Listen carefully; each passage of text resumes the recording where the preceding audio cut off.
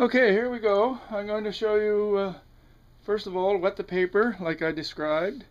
Just gently stroke it one way, then the next, just with the tip of your brush.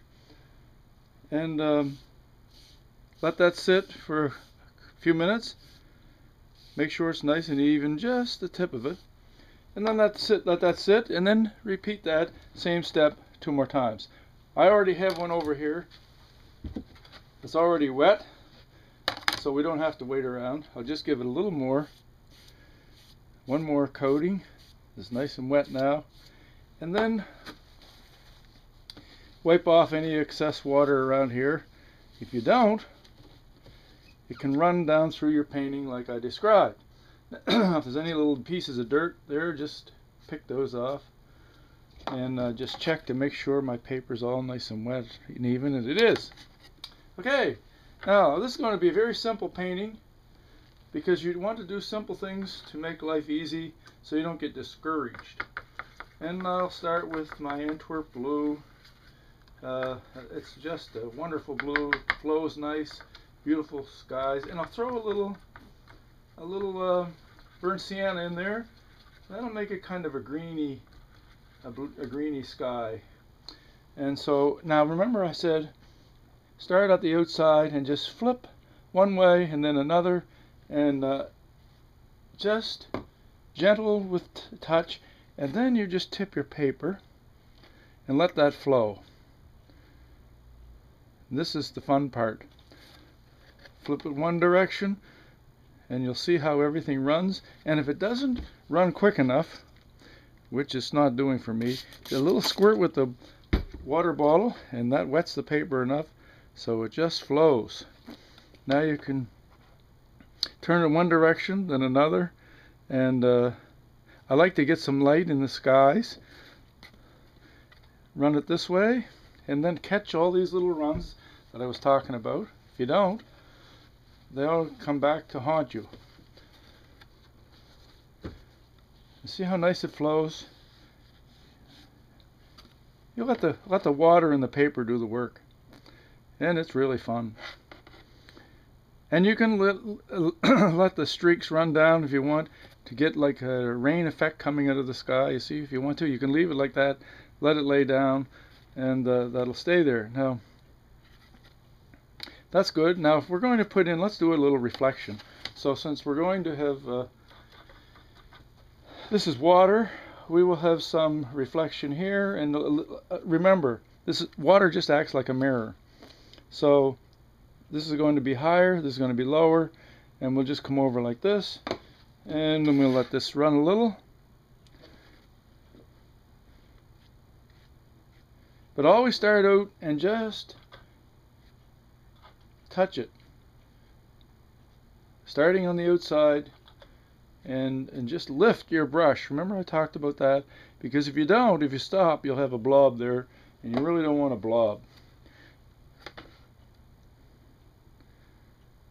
And we're not going to do any great detail today. This is just to get you started and let you have fun. Remember, let the paper and the water do all the work. Now that's good. That looks like a reflection. Now let's put in, I really like scenery, and I don't waste my paint. I don't wash out my brush every time. Now we're going to put in some land.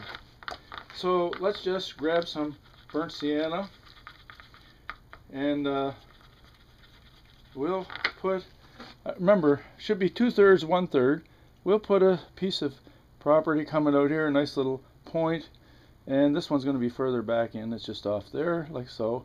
And just remember, start on the outside and work your way in. See the nice S curve there? That's a real popular layout for a painting. The different compositions. And now we got our land there, and we want to put in some trees. And again, burnt sienna and Antwerp blue make a nice tree color. Now I don't paint every little tree. I just do like so. You see? And there's the trees. And then we're going to put some reflections down here. And remember, it's just like a mirror, so not too much. And it's so nice and wet, it just keeps flowing. And then we'll do some here, but these are further off, so they're not as high. And again, we need the reflections. Just a couple little dabs, and bingo, there's the reflections. You see? Now, it's doing all the work itself. I just dab a little bit here, dab a little bit there. And that's all there is to it. Now, of course, as you get more practice and so on and so forth, you can do more detail. But it's fun just to do something that's nice and simple that you don't get discouraged with. Now, let's just leave that. And when it gets a little drier here, we can use our palette knife. The palette knife works nice for putting little rocks in, and trees and deadwoods, you know, the trees that die along the edge of the water. But it's not dry enough to do that yet. The best time is just when the shine comes off the paper. Now, I don't know if I can get the right angle there for you, but the paper's, I can see it really well. It's just starting to dry here now with the shine coming off in this area here. I just want to take a little more, and out here on the edge, it's a little wetter there. When you're drying, make sure you keep it fairly even all over the painting, because if it's wet in one spot, you're bound to get a run, back run, and you don't want that. So that's coming pretty good. Now we take our palette knife, and well, actually, I don't like that. We're going to have we want a little darker here for the land. We're just going to do that. Now with the little brush, we can just extend that out so it's to more of a point. That's why we need the little brush. And put in a few little dabs for trees. Now we'll go use our palette knife. Now be very careful, and always scrape with it one direction or the other. Never dig in. Okay, you got that? So here, and we will just put some little rocks, still a little wet there. There's the shoreline, and over here we're going to have a few more bigger rocks, and then we'll put in the reflections. Remember, my blocking your view, sorry there. It reflects. Just a little tip there, and a couple of deadwoods. I'll always lean them in. Everything should lean in. Never lean them out, or otherwise your eye wants to go out. It's still a little wet here, but now we need a reflection down here. So there's the tree there, and that one there. Still a little wet.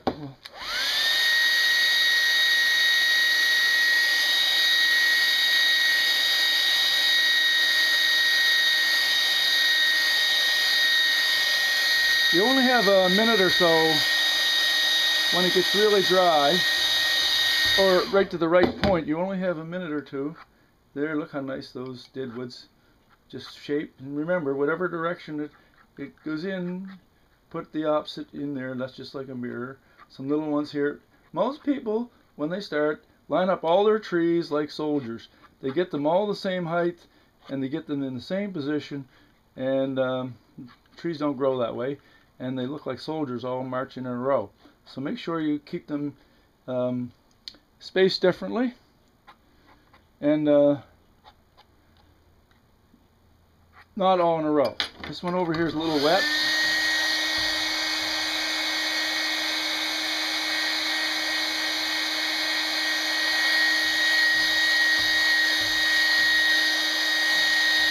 Once it's dry, almost to the stage we're at now, then you can take, whoops, don't want to drop that. You can take your brush and put some more branches in some of those old trees, and just little dabs here and there, and remember, always reflecting, and a few here.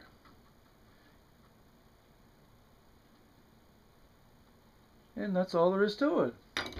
Now we can put a little bit of growies here. Now if you want to, you can, we didn't put anything in the foreground, but let's just show you. We'll put a little bit of mass here. Whoops. And hope I didn't, nope, still have it.